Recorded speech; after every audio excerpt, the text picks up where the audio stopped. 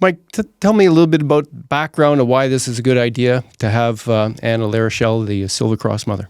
So, firstly, Anna is a sweetheart. And she's actually one of the reasons that I know Andrew and I learned about his brother. Pardon me. Jess Larochelle is Anna's son and Andrew's brother. And Jess is a real Canadian hero, and he's from this area. He grew up in this area. He joined the military out of this area and fought for our country. And in 2006, he stood at Strong Point Center, which was a defensive position in Afghanistan. And with this whole section essentially taken out, machine guns taken out, he fired his machine gun into a screaming enemy of 30, and he stood alone.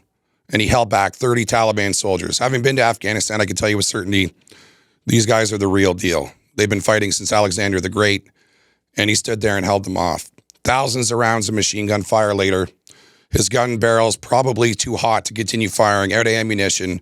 He switched to rocket launchers, M72, and fired off over a dozen M72 rounds into the same enemy that were attacking. And he held off a platoon-sized attack single-handedly. In the process, his back was broken, his retina was detached from his eye. He suffered substantial injuries, blast injuries, and life-altering injuries that would ultimately lead to his passing last year. I'm on the board of Valour in the Presence of the Enemy, which is a board that's trying to get him the Victoria Cross.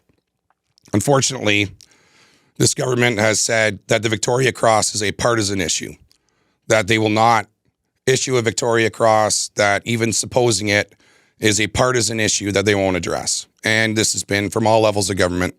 In fact, it was shouted down, jeered down in the House of Commons a couple of years ago when Aaron O'Toole put forward a motion to even have a review of the subject. The Liberals jeered, yelled, booed, and shouted it down in Parliament.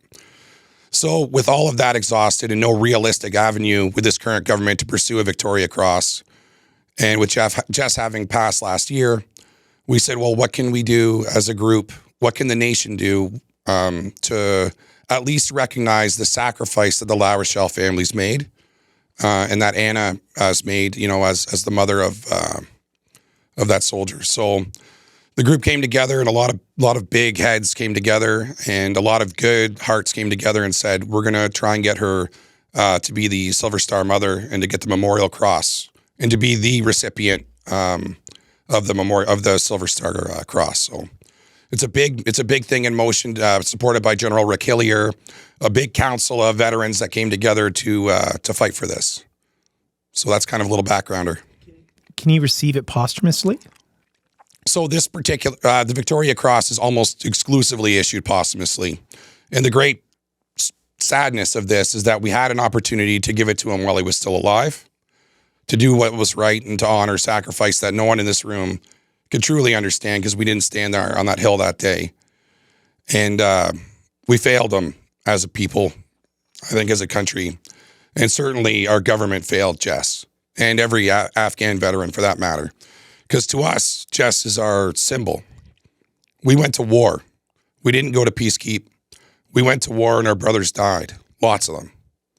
And this government refuses to essentially admit that it was a war.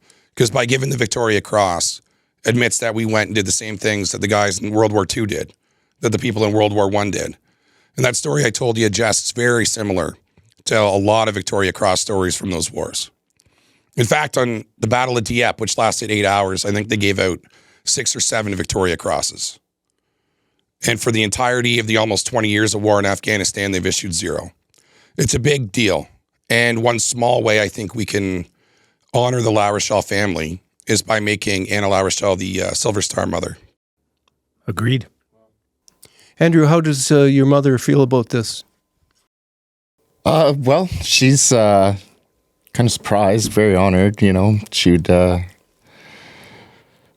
she's got a lot of mixed emotions about it. She's still dealing with passing my brother, so, but yeah, she, when I asked her about it, it's kind of a bag of emotions and release there, so, but yeah.